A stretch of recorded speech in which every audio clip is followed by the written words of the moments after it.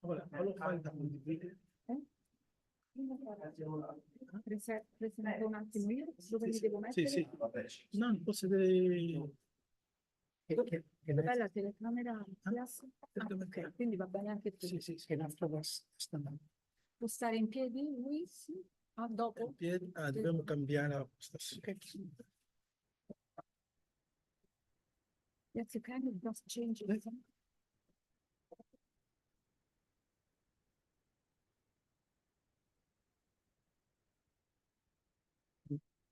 Tutto più...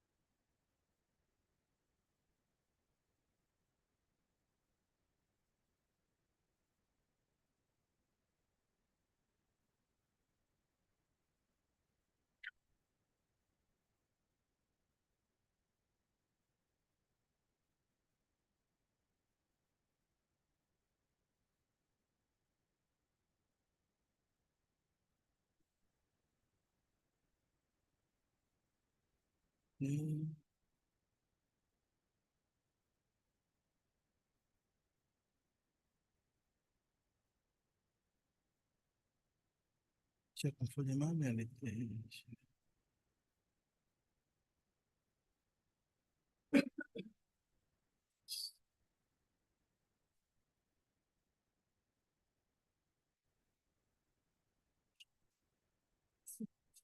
Quindi stare in piedi, bisogna cambiare quelle camere.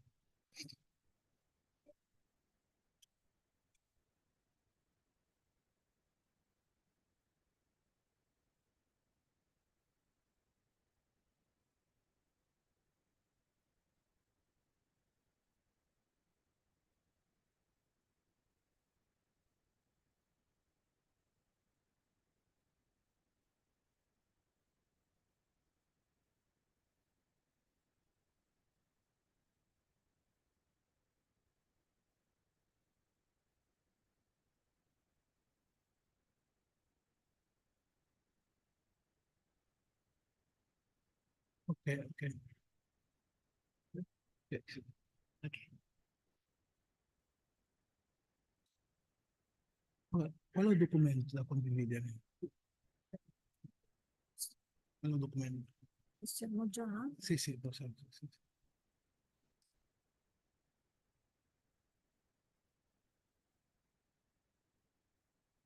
Sì.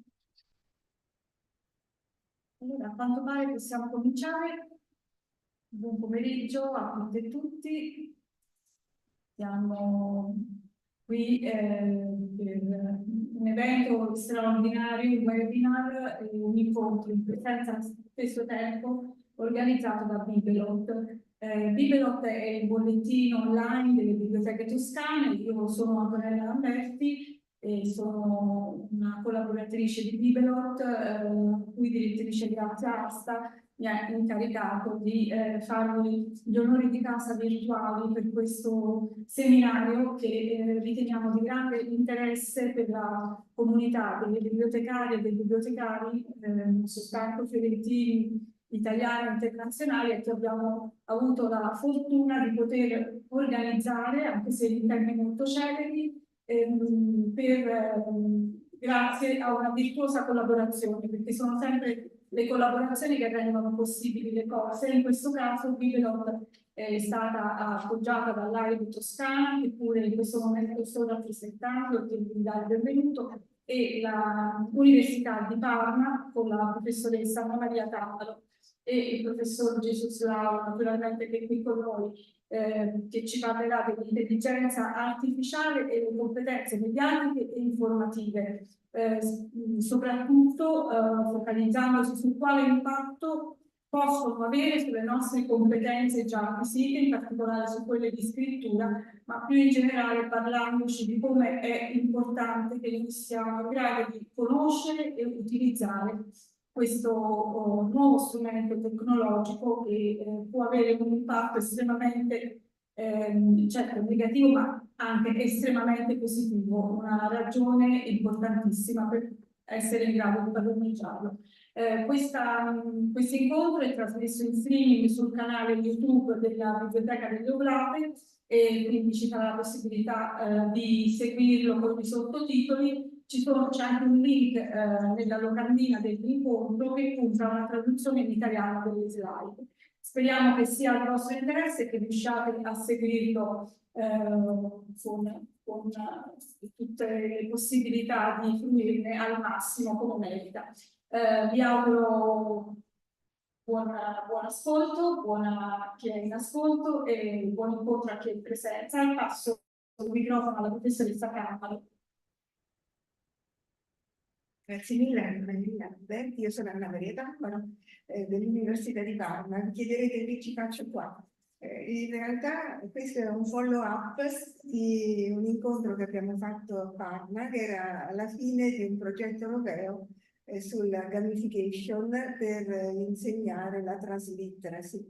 In realtà durante questo progetto ci siamo convinti dell'importanza dell'intelligenza artificiale e come questa intelligenza artificiale cambierà molto il nostro lavoro e ci siamo cominciati a concentrare sull'impatto dell'information literacy, sull'impatto che avrà l'information literacy o la transliteracy dall'intelligenza artificiale. E questo è stato il motivo che abbiamo coinvolto Jesus Lau, che è venuto dal Messico. Jesus è un grande esperto dell'information literacy, sicuramente ciascuno di voi già lo conosce, è nell'Università di Veracruz, ma è un esperto dell'UNESCO, ha collaborato a livello internazionale con molte altre università, non solo l'Università di Parma.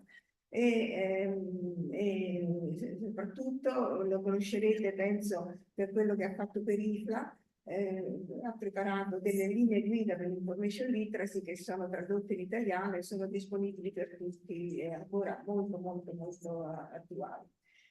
Oggi in particolare Jesus Lau si focalizza su una competenza di base, la competenza della scrittura, che è legata alla competenza della lettura.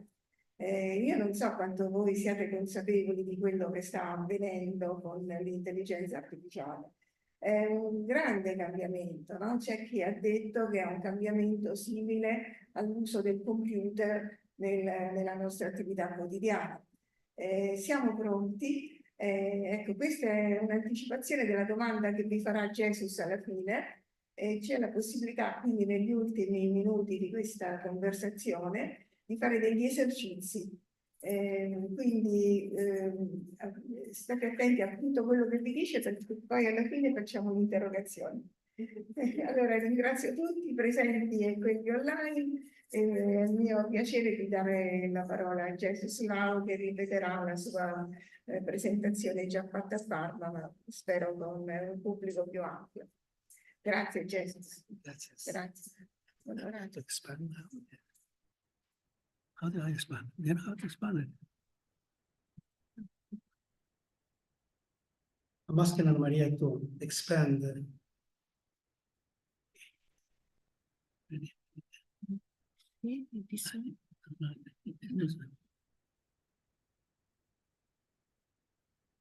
Okay, we got it.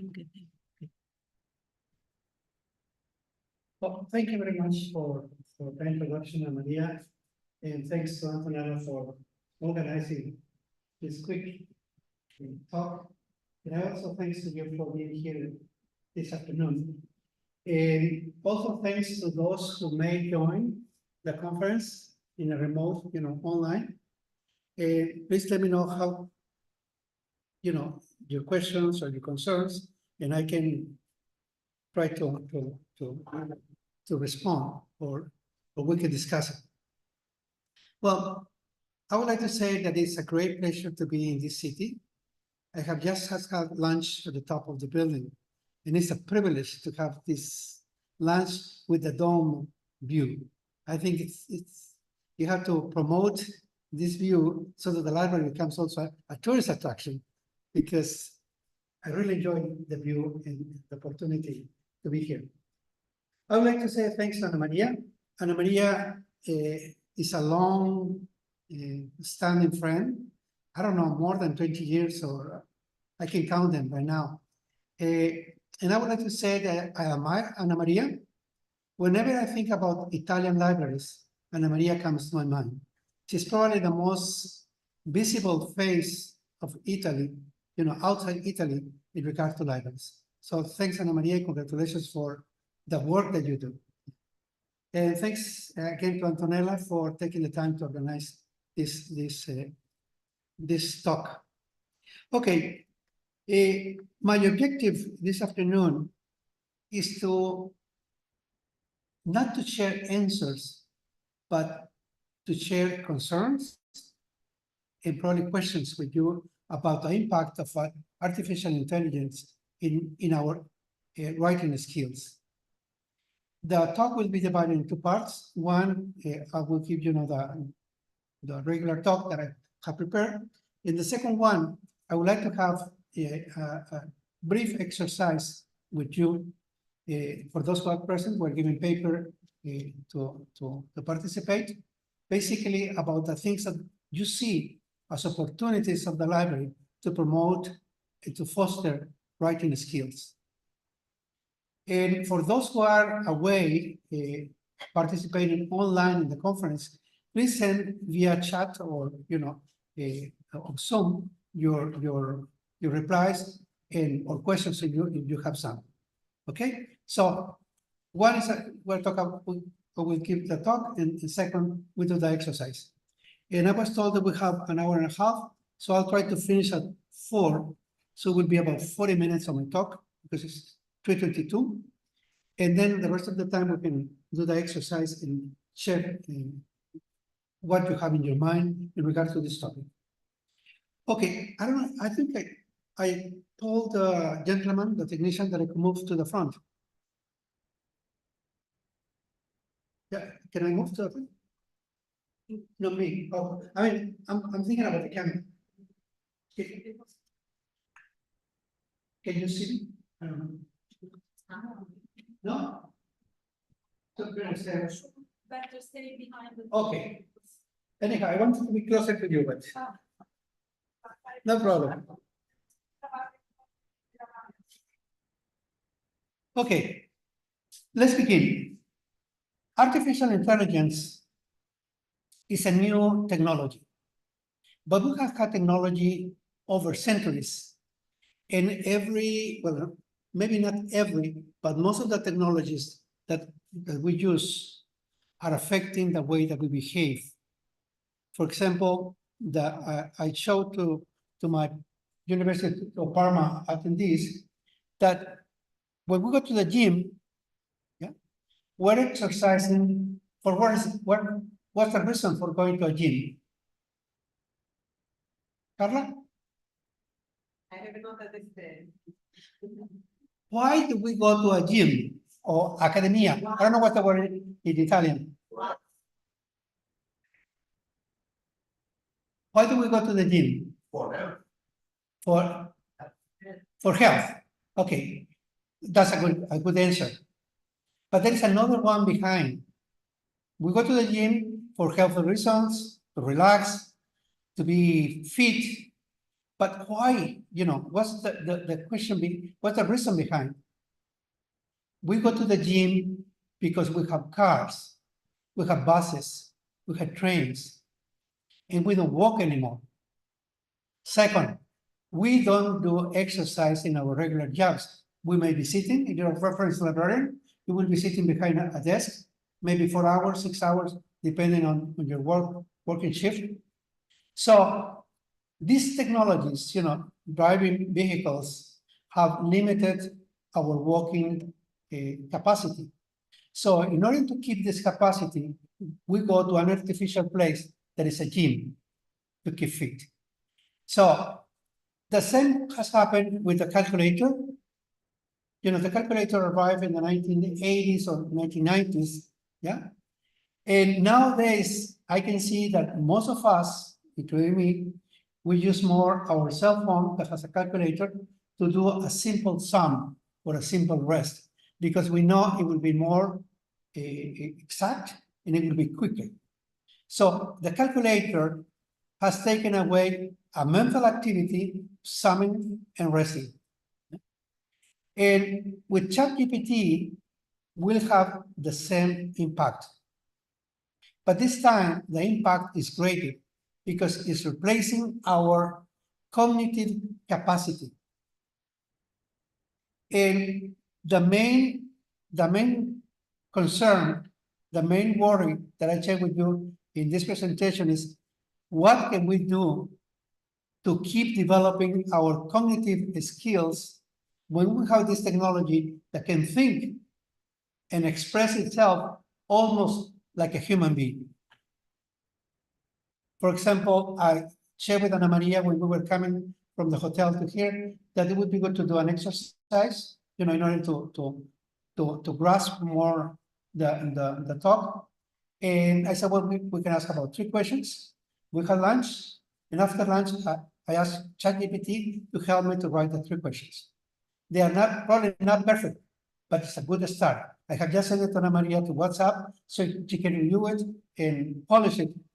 And I asked ChatGPT to do it in Italian. So the questions are there.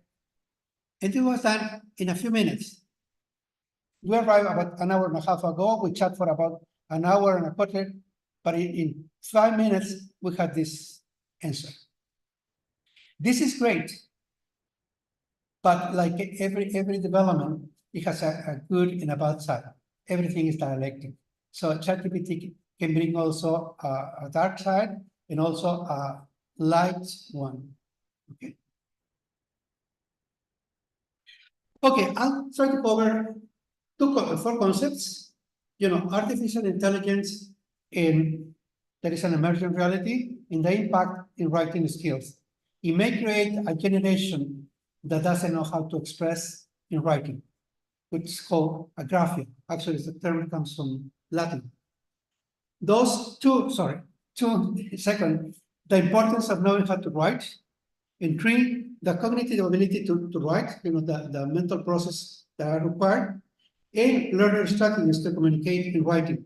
And this is the last one that I would like you to invite to participate in the exercise. You can ask me any questions at any time, and I'll be glad to stop. Okay, introduction. Well, writing, the ability of humankind changed dramatically when they developed writing, because they could preserve, their history, their developments, their advancements. But writing is a human graphic way of preserving and transmitting information. It's a human thing. No other creature on earth has this ability.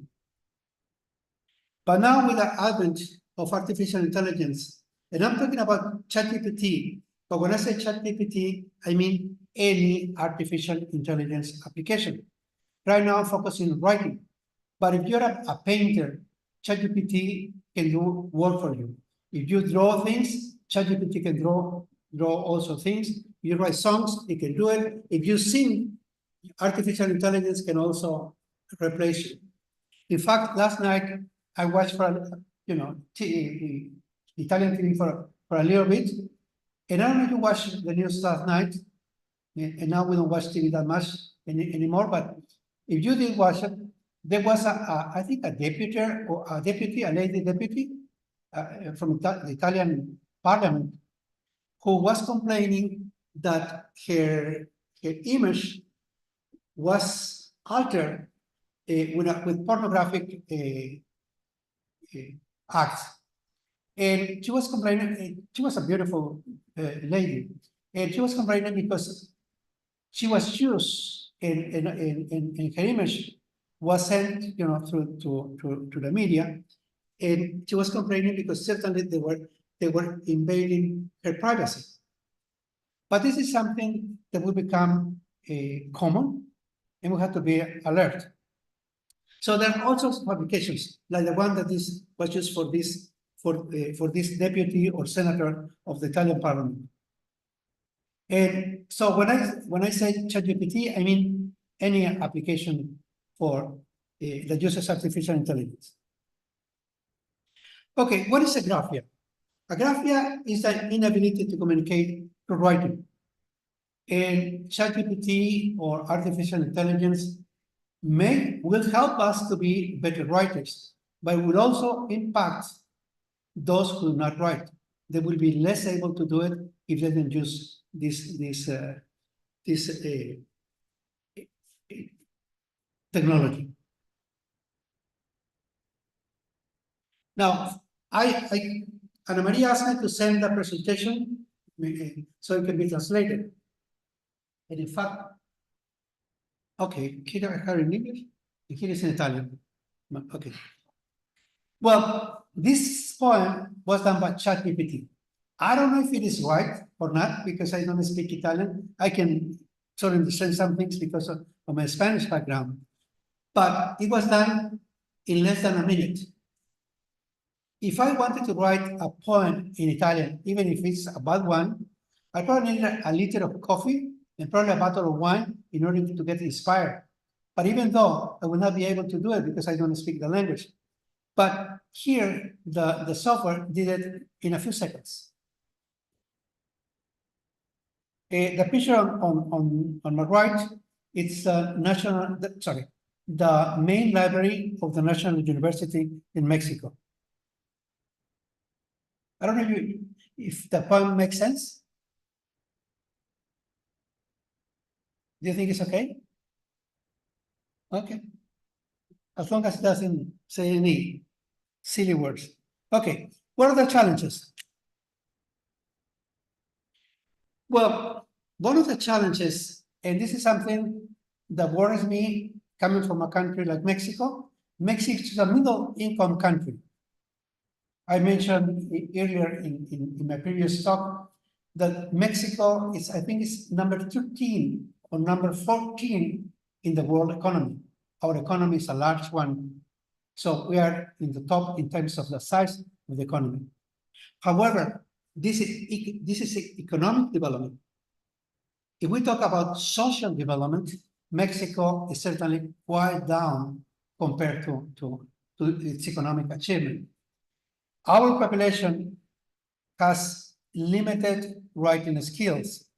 If I use ISBN books, books that have the international standard book number, Mexico published 24,000 books in 2021, and we have 135 million inhabitants.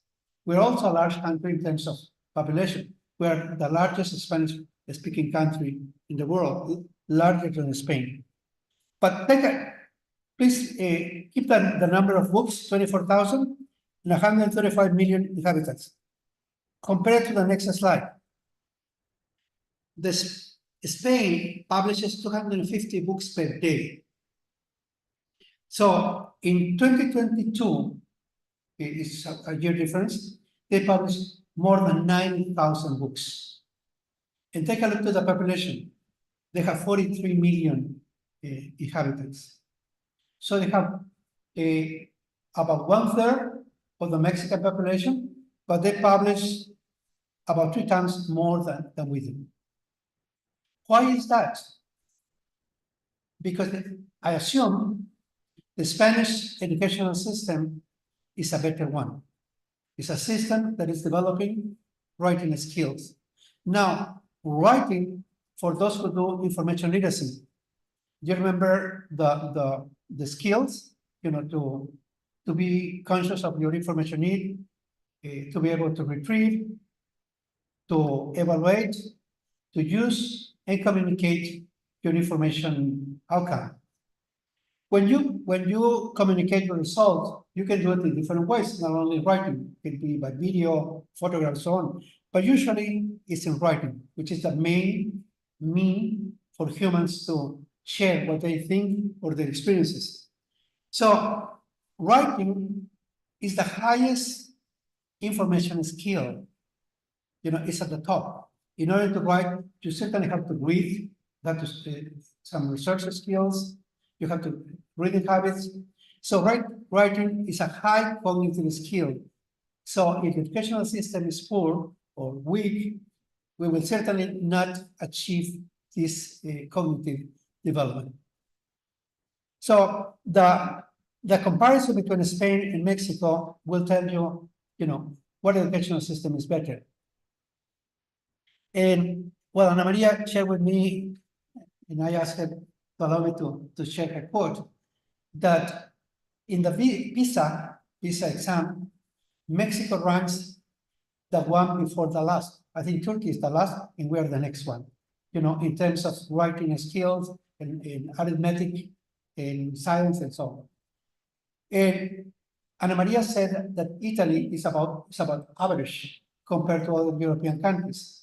So I guess there may be a room for Italy to improve the education, to have more productive generations that can communicate in writing. Writing is important because when a country records, writes its experiences, its history, it will certainly have a better and faster development. Well, here I have another example. My youngest daughter went to Columbia University and graduated about 2 years ago. And before going to the university, when she said, I would like to attend this university, it's an expensive university and one of the 4 more prestigious universities in the US. I was surprised that Columbia University had 87 Nobel Prizes that have graduated or were attached to the university. No other university in the world has 87 Nobel Prizes. And the question that I do to myself, what have they done well in order to achieve this development? And I would say, if you want to be a Nobel Prize, you normally have to have a very good writing besides, your discoveries or developments that you may have worked on. Okay, this is sort of like the background. Writing. Okay, I already mentioned that the factors that determine text production or book production or journal production is the quality of information. The quality of education. The socioeconomic development, yeah. In the case of Mexico, we have economic development, but the social development is slower. The socio-political system that can foster this development. We also talked with Ana Maria about lunch today, about the Medici and how they fostered the Florence development. And Florence developed because they had the proper political environment that fostered, the growth of this great city. And the new factor is artificial intelligence. The advent of ChatGPT in November 2022 certainly has made us aware that artificial intelligence is here. Artificial intelligence is I would say, maybe 20 years old technology, but it became popular until this application was given to the world for free. Now they charge. If you want to have, the more powerful ChatGPT, you have to pay $20 per month. When you pay a subscription, you have faster answers, and also you have access to a wider amount of information. I subscribe because I think $20 per month is nothing. Even if you have an assistant and pay $2,000, they will not do an appointment in a minute.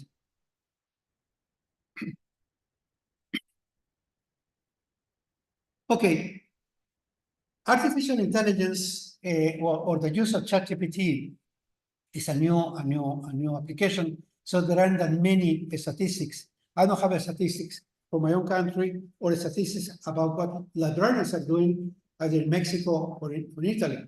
However, some of the US institutions have already some preliminary numbers.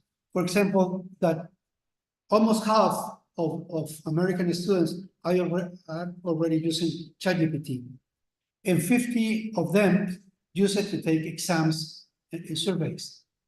You're probably aware that ChatGPT can answer the medical exam, the entrance exam, and I think it gets about 85% of the items well done. So it's a smart application. In regard to the UK, they talk about 67%, almost 70% of secondary education students also use ChatGPT. I don't know what's the statistics for Mexico or for Italy, but I would assume there are students using this application or library users who come to this library and are using this application. For faculty or teachers, they find it useful. For example, I use it to create quiz or surveys in an easy manner. ChatGPT is not perfect. You usually have to know more than the application in order to see if the outcome is correct. Because ChatGPT will give you an answer that always sounds good, sounds nice, but you have to check if it is right, because ChatGPT uses the information that is available to the internet, and not all the information is reliable or correct. The chatbots provided by students with individual support and advice is as high as, the accuracy is as high as 91%. If you're, for example, going to take an exam tomorrow about entering a library school in Italy, you can ask GPT to check, to talk with you and ask questions if you're right or not. So it's a useful chatbot for preparing an exam. Now, one of the ethical principles that information in artificial intelligence literacy has to take into account, especially for libraries. One, I think libraries have an opportunity to offer ethical training on artificial intelligence. Those who do information literacy know that one of the things that we promote is that respect to intellectual property. In other words, to do references, to cite, to provide a bibliography. Well, we can do the same thing with ChatGPT in regard to whatever the student is doing. The second opportunity is to warn students about the biases and things that may not be correct done by ChatGPT. We have to be alert that ChatGPT is done by humans. So it will have the same strengths and weaknesses that any human being may have. The third one is the intellectual property legislation of your country. What is the intellectual property legislation of Italy? Does it allow to use it? There are some organizations that are suing OpenAI, that is the company that developed ChatGPT. They're suing it in order to defend the information that they provide, because ChatGPT takes information from anywhere, even though it doesn't recognize authorship. So there are some issues in regard to that. The second one, the last one, and sorry, the numbers are not correct here, is that we have to protect privacy. ChatGPT, whatever you put in the free access mode, whatever you input, it will become part of the information base or database of ChatGPT. There have been some studies. There was one done in South Korea, donde the military, certain unit of the military of South Korea, was using ChatGPT, and they put data. And they discovered that when you ask a similar question, ChatGPT would use their information. So be careful with your private data. For example, I do an annual letter. And I have done it for about 40 years. I do it every year in December, giving a summary of my own, happenings of the year. And it's about 4 pages long. And I mentioned my children and now grandchildren in the letter. But I wanted to translate it, and I was lazy. I assume I speak well English and write it well, but I use ChatGPT because I could do it in 2 minutes. What I did, I took the names of my children. If someone was called Frida, I would call it Ferdinand. So I changed the names so that ChatGPT would not recall that those data was of certain names or people. This is something you have to do when you use ChatGPT. Okay, writing, as I said before, is a complex process. It includes not only the cognitive factors, but also the affective aspects of a person or individual. And it's a skill that is not, it comes in our brain, when we are born, we have this disability. It is something that we have to learn through formal teaching. And here is where the library can have a new role in these new environments, to have, a formal fostering of writing skills in order to acquire it in a systematic way. Now, what is the process that you need to undergo in order to write? By the way, I'm missing an I. One is that you have to be able to write. I would say that number one is not valuable nowadays because we seldom do handwriting. I myself prefer to do the writing in a computer than do it with a pen or a pencil. When I went to school, I had to do all these long sheets of paper doing it by hand. Now, I don't think I can do a full sheet with handwriting. But this is something you have to be aware. Second, syntactic. You have to know the grammatical rules of the language. If you're writing in English, Italian, or Catalan. Third, you have to have a good vocabulary, good lexicon, a good number of words in order to be able to express yourself in a fluent way. The fourth, the semantic content of the words. What is the meaning of those words that will give the meaning of your sentence or your text that you want or you want to have in mind. And the text one is produce a text that is relevant to the audience that you're writing for, or what you have again in your mind. The style that is appropriate for your topic or for the audience. So this is the process: graphomotor, syntactic, lexicon, semantic, and textual.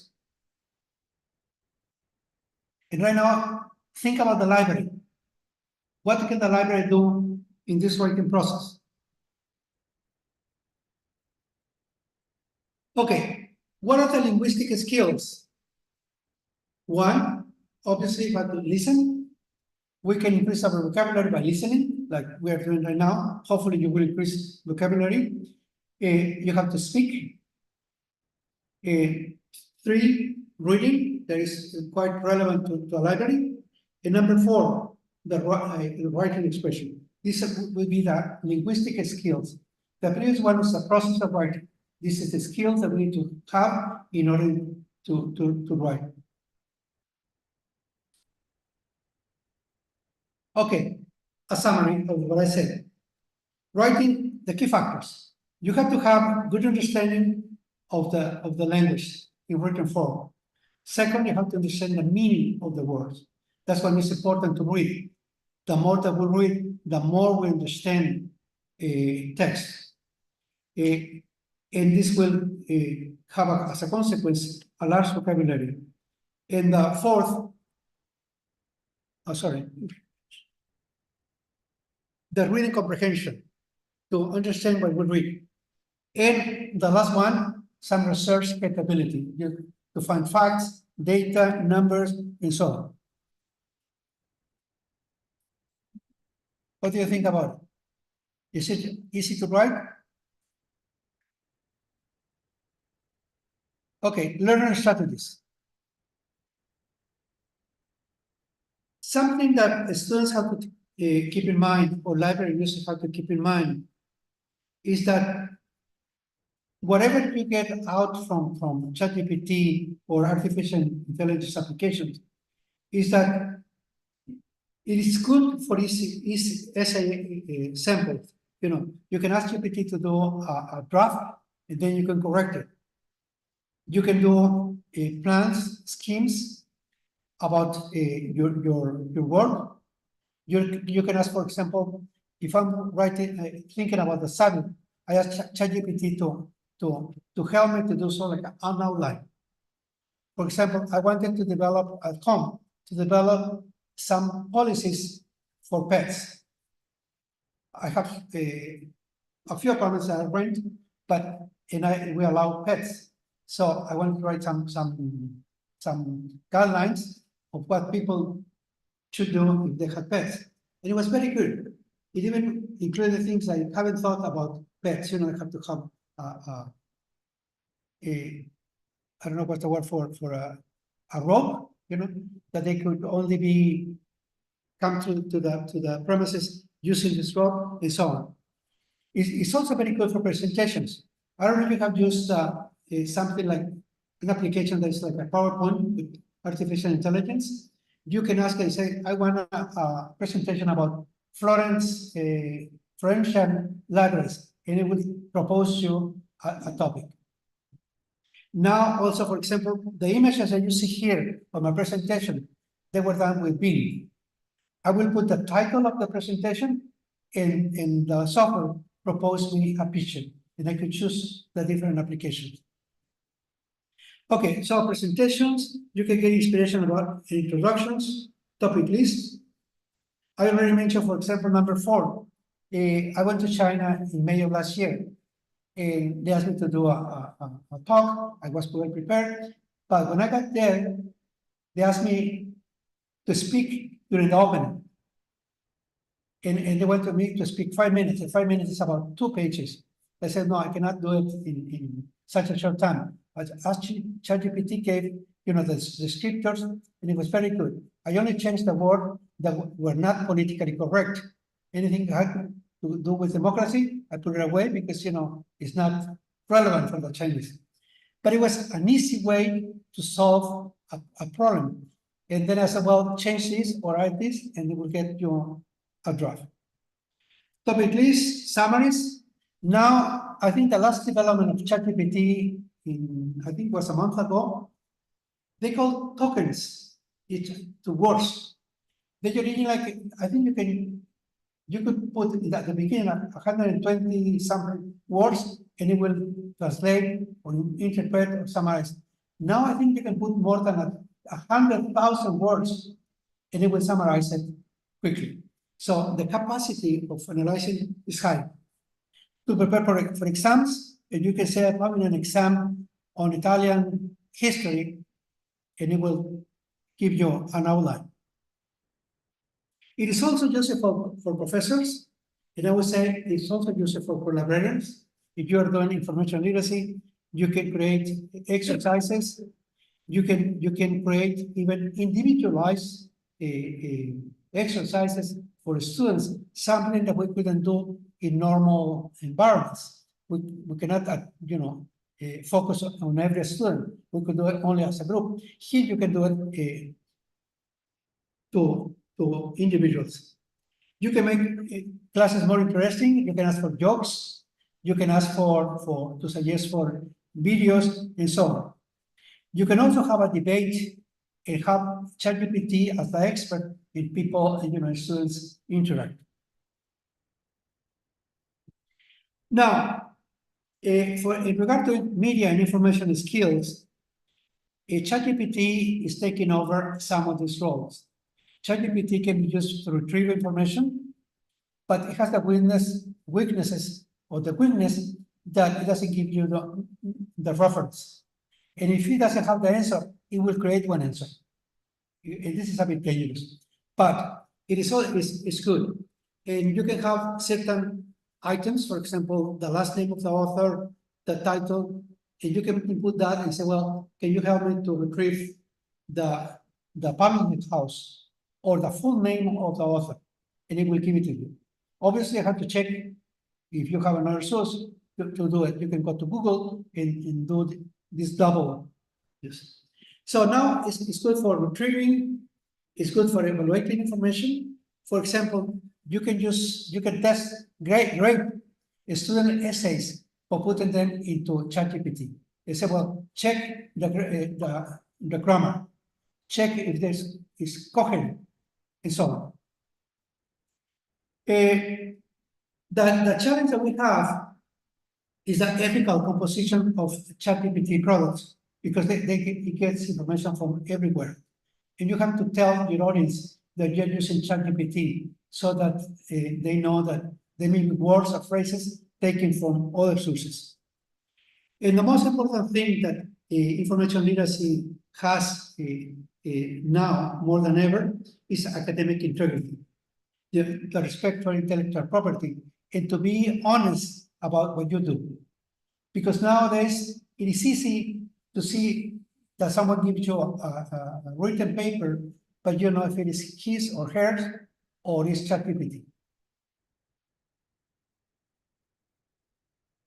Okay, as a summary, student learning and teaching challenges.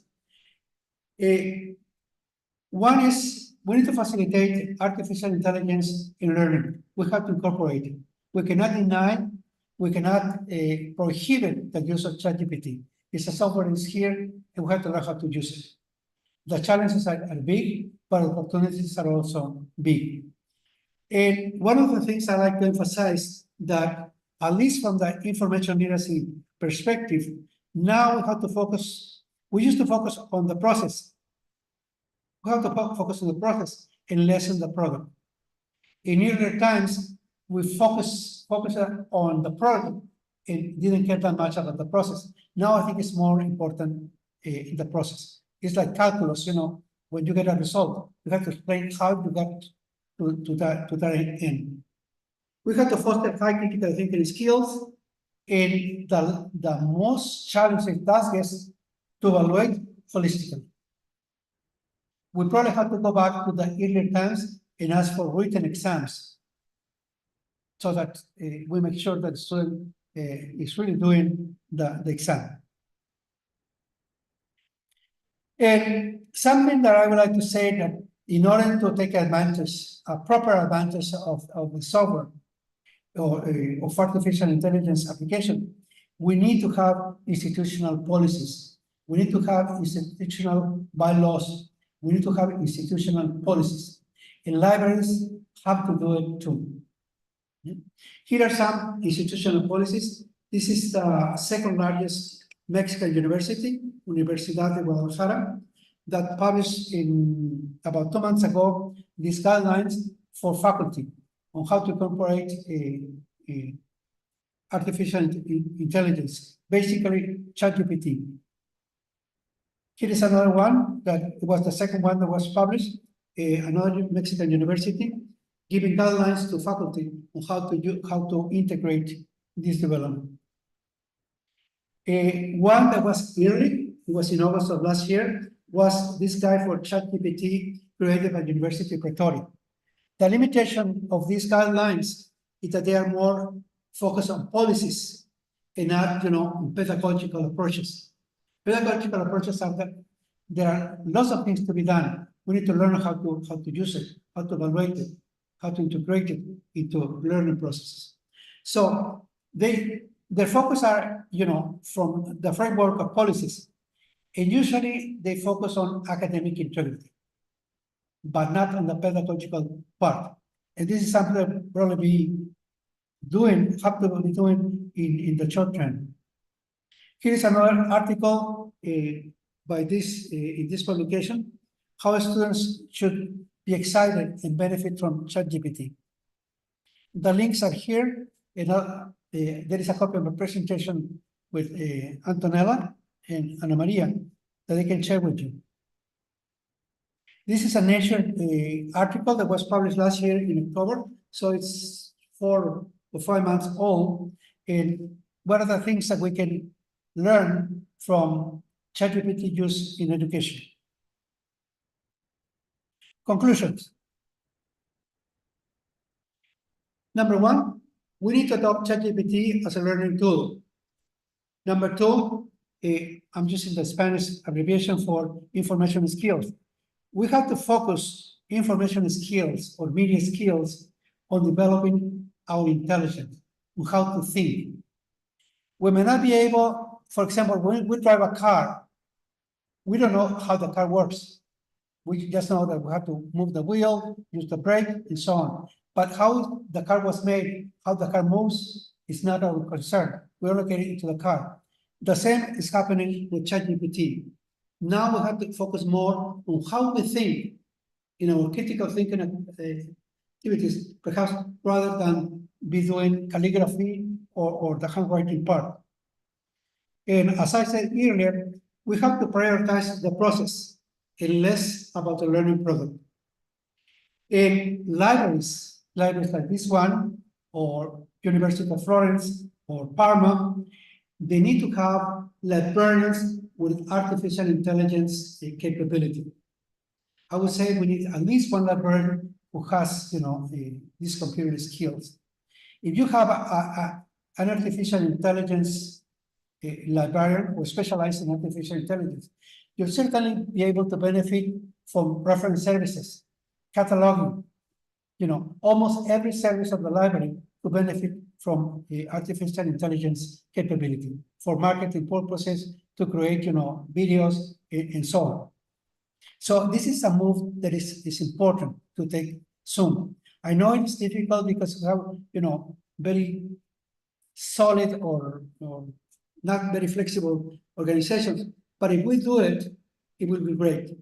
If you cannot hire a librarian for your, with this specialty, get someone from outside, perhaps a faculty professor who likes the library, who is, familiar or friendly to the library, to come and give you ideas, train the staff.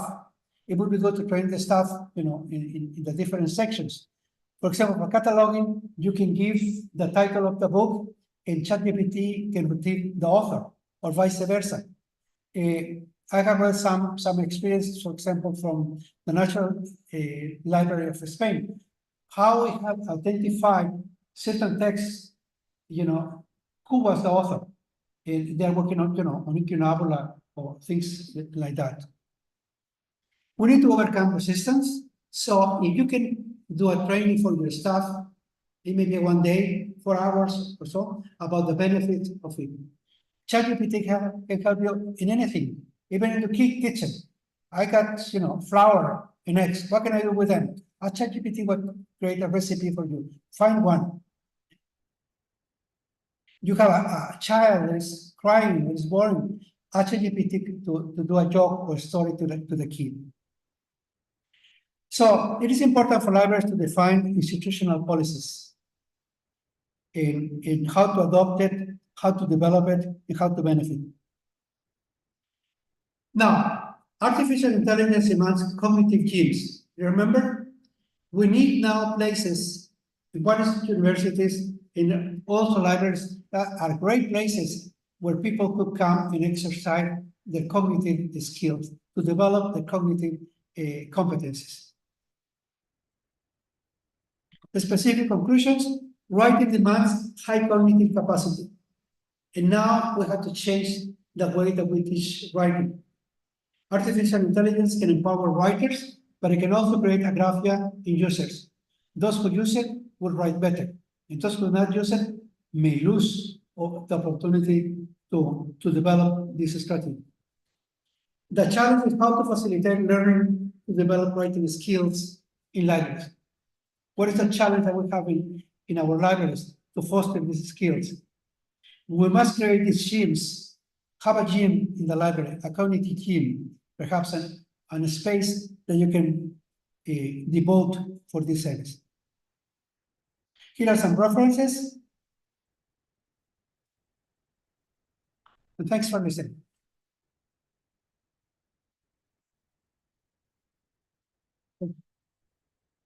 It's 4 or 5, so we can probably do the exercise, have time for the exercise, and have a brief discussion. For those who are in remote way, I have to ask my colleague who is assisting to see how get a chat. Prepare a drive document. You did, okay. And they Here is somebody. sent it to you What did he? And so first of all, any question?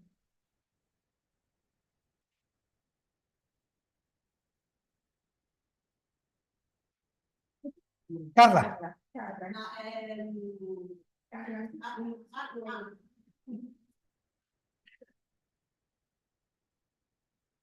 Are we sure that the answers of ChatGPT are correct?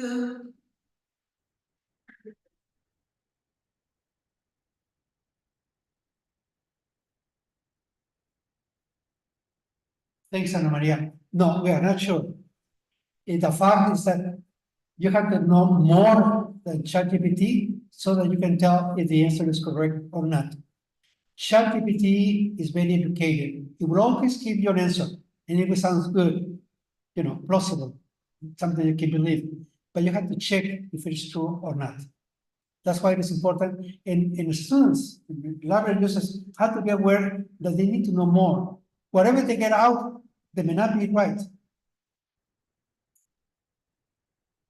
I would like to add that Jesus stressed the importance of the process. When we are doing the literacy courses, we have to focus not on results and evaluate the results. We have to focus on the process, or required process. Because students should be very familiar and literate in the process. And so they are really going to decide if the ChatGPT answer. We need more literacy. We cannot find the literacy. Other question. Any other question, comment? So sorry for the bad English, No problem at all. I was so impressed by the third slide when you talk about the books, the thousand books published in Mexico and in Spain and in Italy too. In Italy, I think we have 88,000 in the 2022, I think, and we are 56 millions. I want to think these numbers because writing, in my opinion, is not the answer because we have too much published books. Too much. A lot of books, thousands. Okay, is not there not only new books, there are translations, there are a lot of come un dato spurio, insomma, questo tanto. But we have to think because it's not in fact, in my opinion, the only writing skills. The writing is not the only one. Okay, I think Agraphia is very. I'm frightened. I have a daughter, 15 years old. I am very frightened of Agraphia in this moment. Is a historical. But we have to become new librarians. I mean, this is a typical historical moment.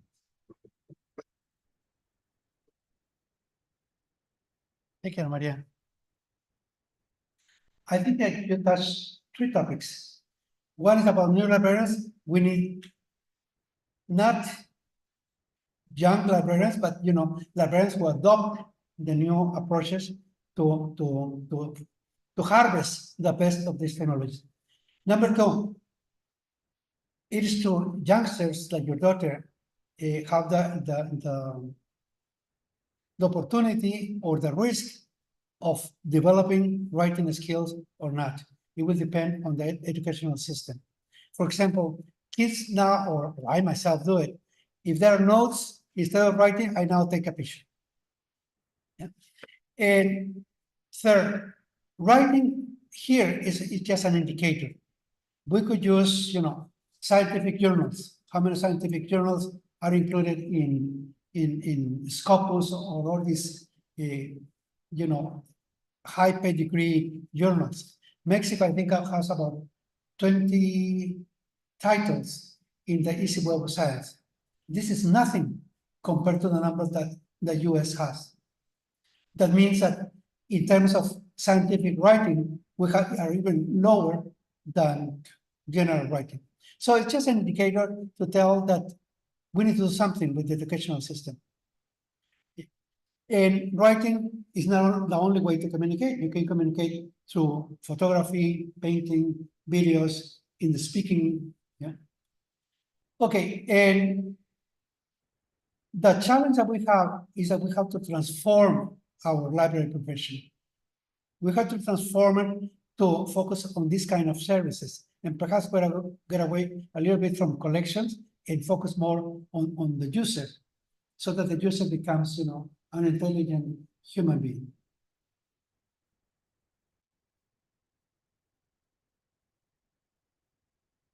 I don't know how to get to the chat part here.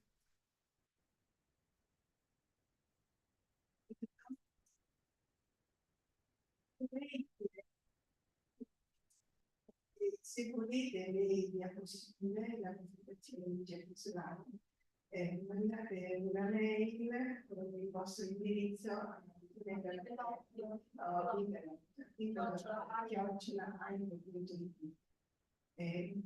se volete in particolare rimanere in contatto con questa tematica di ricerca, vi fornisce libri sull'impatto dell'intelligenza artificiale, nello stesso modo mandate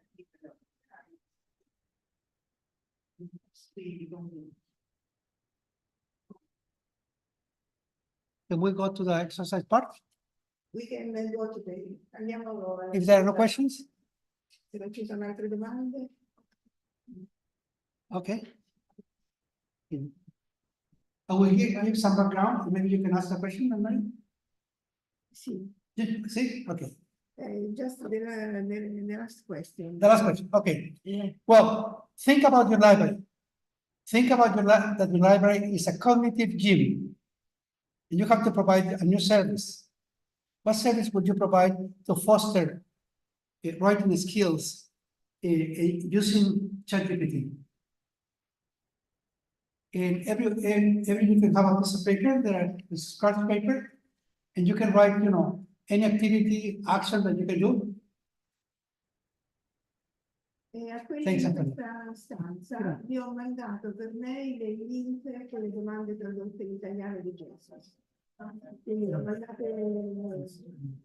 Ci vuole il telefono. Sì. Ci vuole il telefono. È l'unico giorno che l'ho dimenticato. Sì.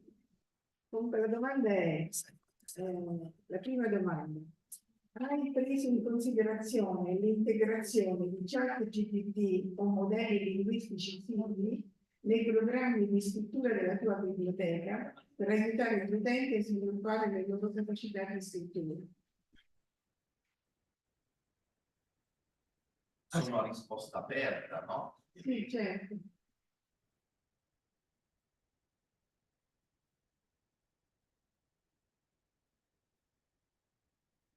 And you also encourage the online participants to take part. Because anybody shut by I don't know how to.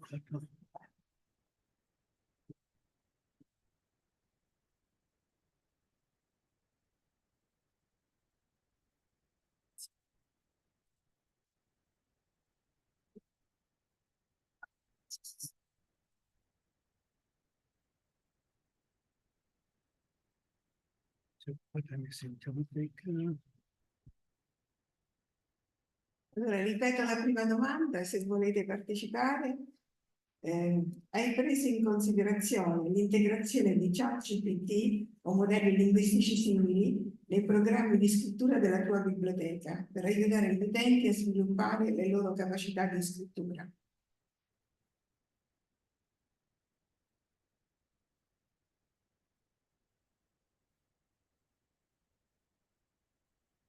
Maybe 7 minutes.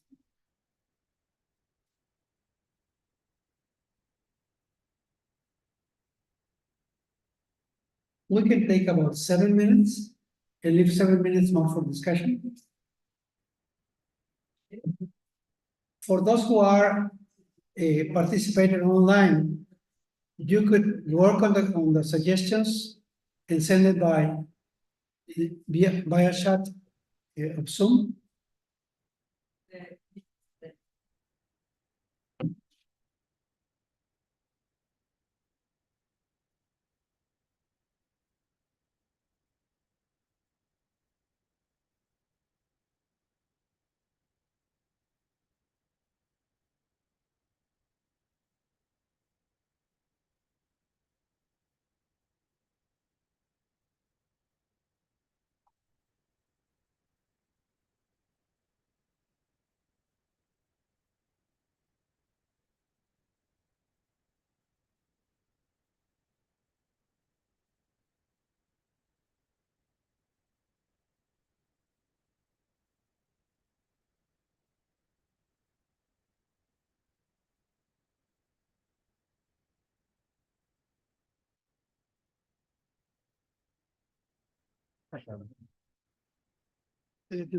Zoom chat. Sì, Dove ce l'avete? ce l'ho su un foglio d'arte. Allora facciamo così.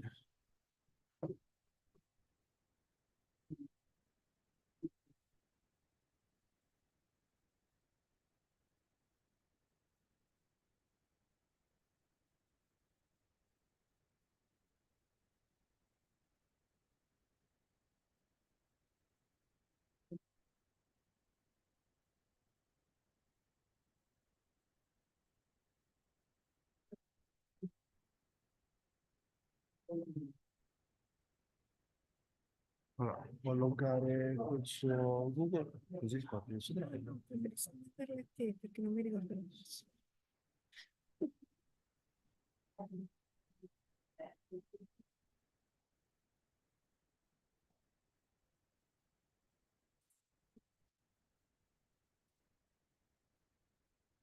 Sì. Sì, ricordo. giuliobiagini2@gmail.com. Giulio punto. No, giuliobiagini2. Tutto attaccato. Sì.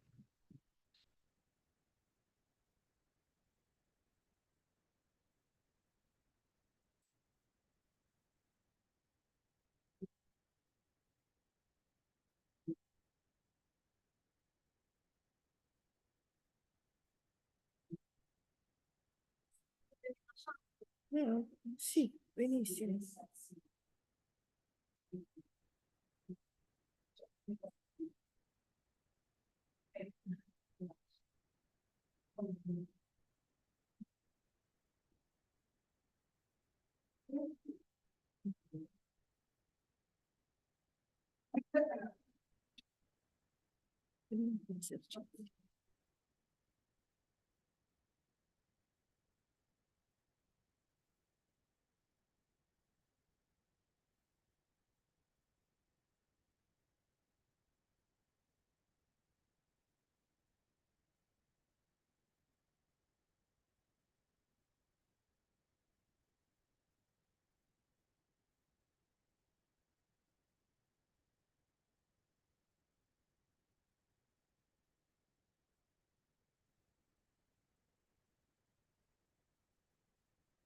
No, mi chiede un'autorizzazione.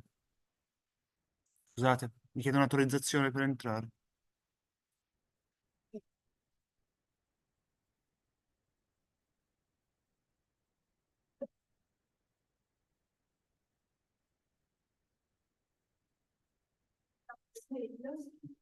Sì. Sì, ma dovete anche farmi girare, cioè, condividerle con me. Cambiato le modalità di condivisione. Centro possiede il link e poi editor, se non c'è Virginia. Sì.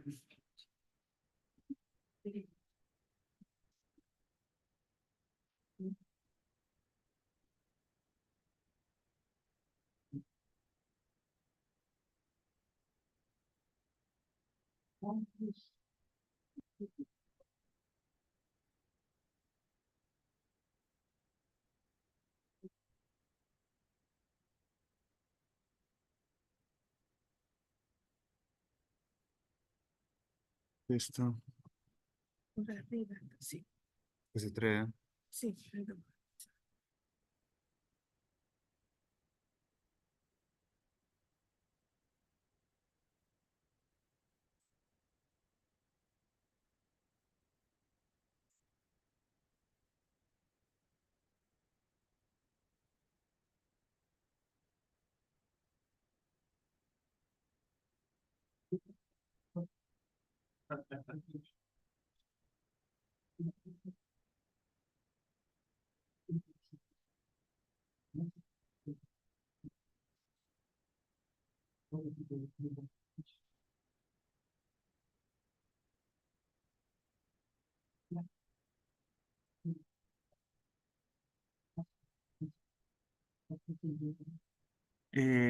Ok, ho scaricato in Word. Le volete vedere? Sì, sì.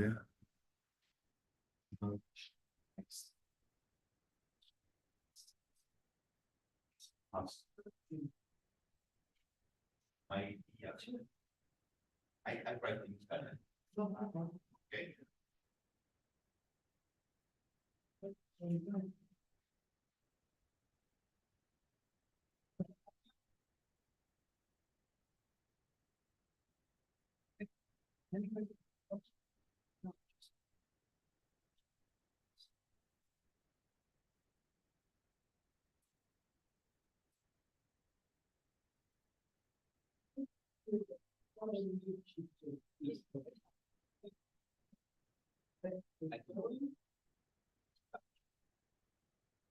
Mi dovete soltanto a proiettare, sono giusto?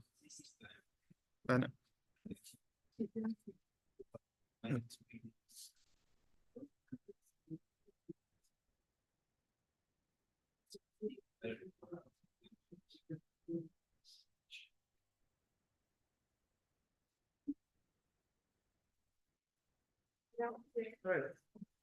Svolgo.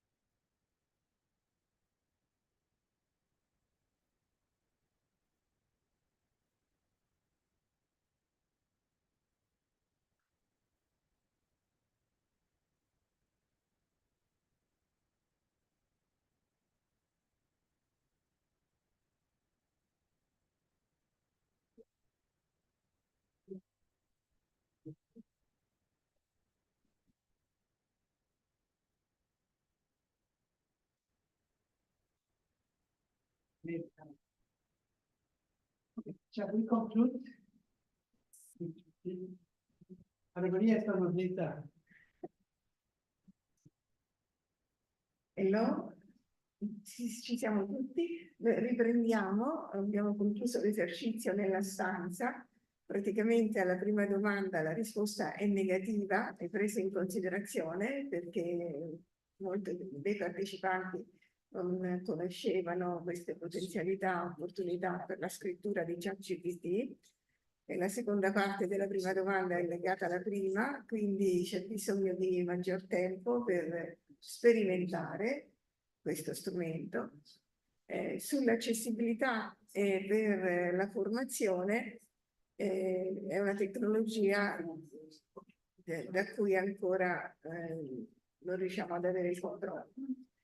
Quindi penso che lo scopo di questo seminario, come è stato a Parma, in realtà ha avuto lo stesso risultato, è proprio di stimolare una presa di conoscenza che esistono queste opportunità e cominciare a sperimentarle. Naturalmente con spirito critico, come ha detto Jesus, e cercando di adattarlo a quelle che sono le esigenze dei nostri corsi o della nostra vita quotidiana. Ridò la parola a Jesus per le conclusioni. Shall we conclude the session? Any comments that you may have of the exercise that you would like to share?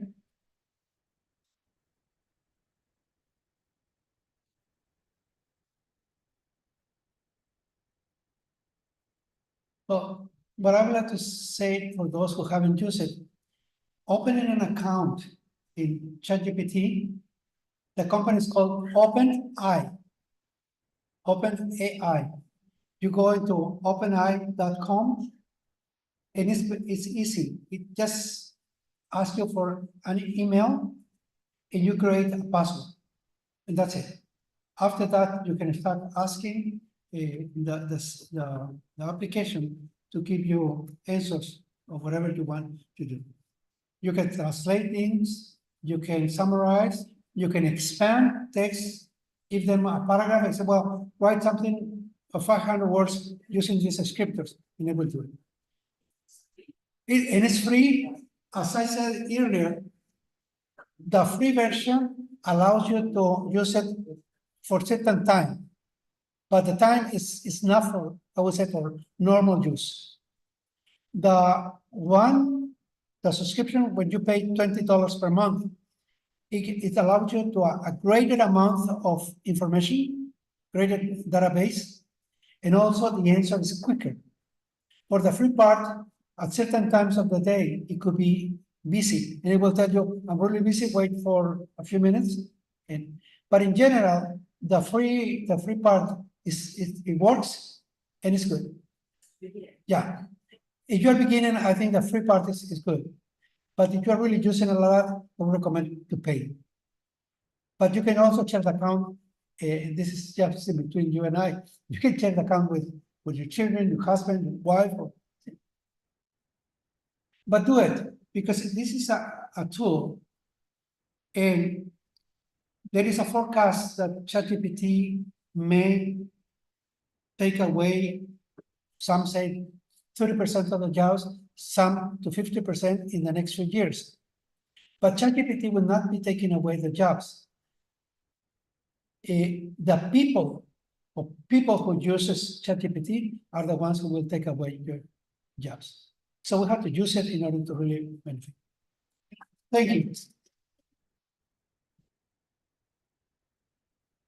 Grazie molte Jesus Lau, sono contenta che ha accettato l'invito a venire anche a Firenze. E volevo anche dire in conclusione che a Parma stiamo iniziando un progetto proprio sull'uso di ChatGPT per la lettura e la scrittura, e chi è interessato può mandarmi una mail per essere inserito nel progetto. Penso che questo il primo incontro abbia stimolato la vostra curiosità. Ringrazio Bibelot e grazie a Asta che ha dato questa opportunità di ripetere l'incontro di Parma. Qualsiasi informazione ulteriore sono a disposizione, sempre appunto all'indirizzo bibelot@AIB.it. E grazie ancora a Antonella per tutto il lavoro che ha fatto. Antonella Lamberti. Grazie a tutti, grazie per stasera. Arrivederci. Oh. Thank you. Thank you. Thank you for coming.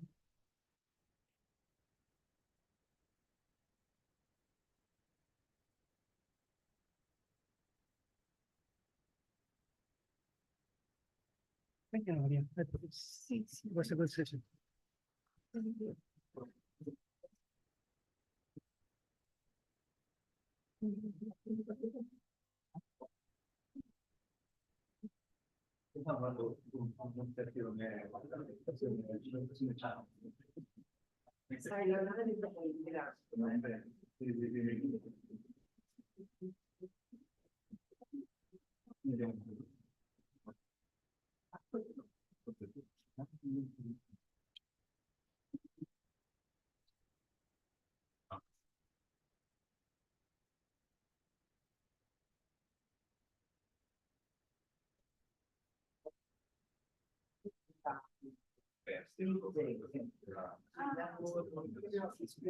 Poi facciamo una presentazione.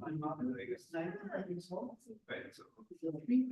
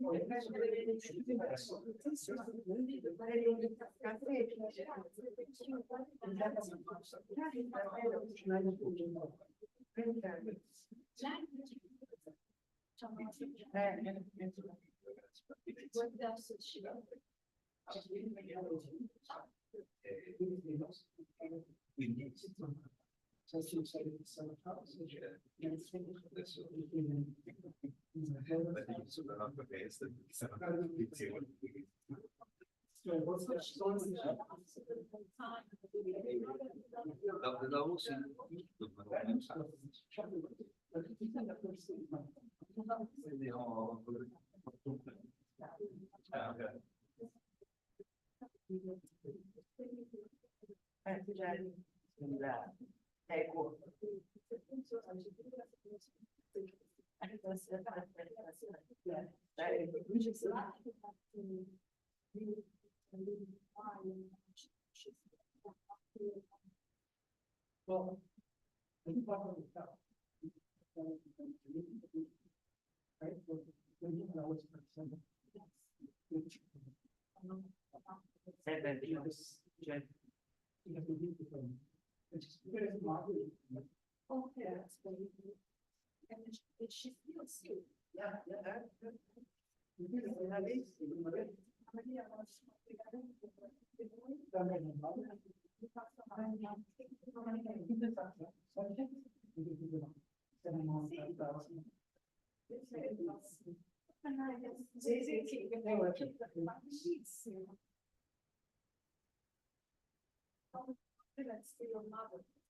Thank you.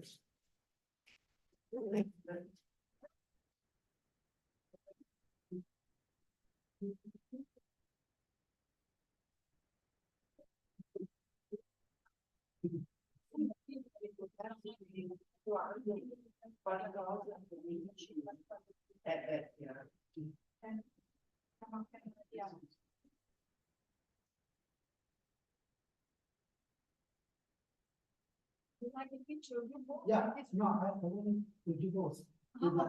Only director and the chief librarian. And actually, the design. Faccio la foto, ci sono some issues.